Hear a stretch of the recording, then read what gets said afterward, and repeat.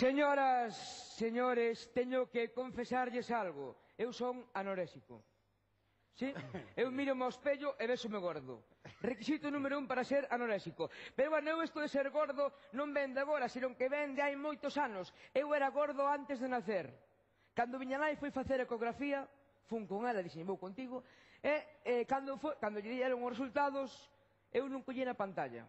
Foi así como inventaron o home cinema, a pantalla ancha. Ben. Pois, a infancia dun rapaz gordo é difícil. A mí o que máis me gustaba eran as verbenas, non? Non só a orquesta, senón tamén as atraccións da festa. Por exemplo, os saltamontes. Que bonito era os saltamontes.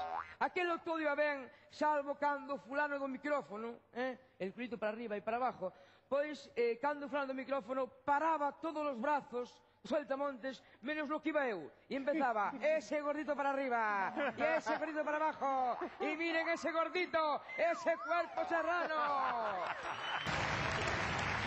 Pois a dificultade principal que temos os gordos é o tema do amor. Quen leva isto do amor? Cupido, o das flechas. Ois, pois que lance flechas, que comigo ten margen de error. El que lance flechas, non? Malo será que alguno me dé. Pero nada, ao final toca resignarse. Eu topei unha moza gorda como a min, Carmiña. Carmiña é guapa, bueno, guapa non é, ten un pelazo. Bueno, pero tampouco ten que é calva, non? Pero ten unha mirada que cando quita as gafas e ollo de cristal, vamos, é penetrante, non? O malo que é que Carmiña máis eu, e cando facemos o 69, aquilo parece máis ben un 88, non? Pero, ainda así, antes gordo que metrosexual. Tempo, malladiña do tempo. Ben, benvidas e benvidas unha noite máis a este programa de Tu Primeira Vez. Hoxe imos a falar con unha persona que nos vai a contar como foi esa experiencia. Sí, pois nada, a miña primeira vez foi unha cousa así, porque eu estaba nervioso, estaba tenso, era novato na cousa, non? Eu non sabía moi ben como iba o tema. A verdad que fixen con 100 personas, fixen con 100 personas, estaba eso tenso, nervioso, pero nada, deron as 12, salín ao altar e diga a miña primeira misa. Ben, eu na miña primeira misa, evidentemente tuve que facer a miña primeira homilía. Eu faleilles da última cea, fixen a homilía da última cea, comenteilles que JC e sus bois, Jesucristo e os apóstoles, pois quedaron no Monte Sinaí, podían quedar no Monte Sinaé ou no Monte Sinaó, pero quedaron no Monte Sinaí. E daquela, pois, cada un levaba para a última cea unha cousa, non? Por exemplo, San Miguel levaba as cervezas, San Jacobo levaba os bistés empanados, pero claro.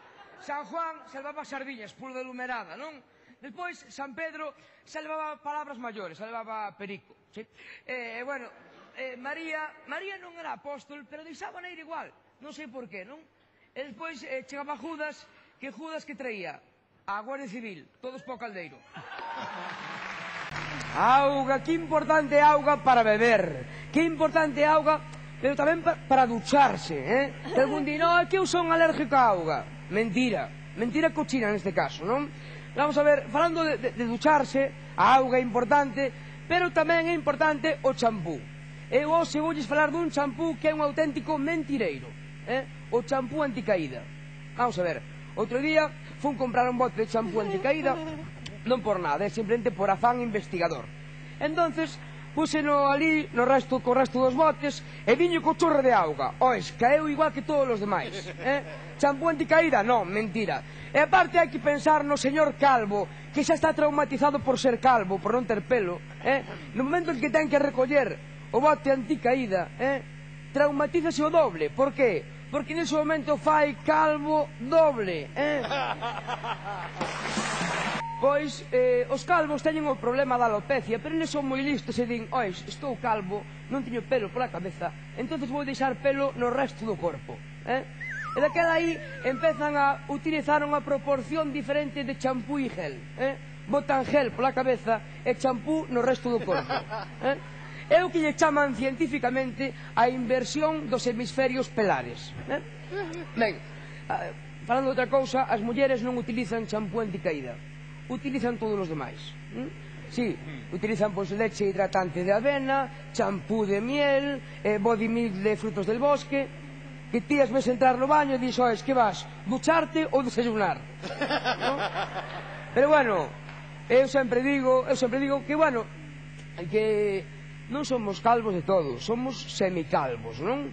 Ou tamén calvos melenudos. Ainda así, máis vale calvo que mal acompañado. Moitas gracias.